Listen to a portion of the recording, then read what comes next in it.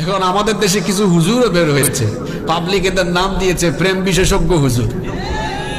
এরা গার্লফ্রেন্ড আর বয়ফ্রেন্ড ছেলে পেলেদেরকে শেখায়। যুবকদেরকে বলছি, যে সকল লোকেরা মাহফিলের এই মঞ্চকে আজে বাজে কথা বলে নষ্ট করবে, এদের সাথে সম্পর্ক ছিন্ন করবে।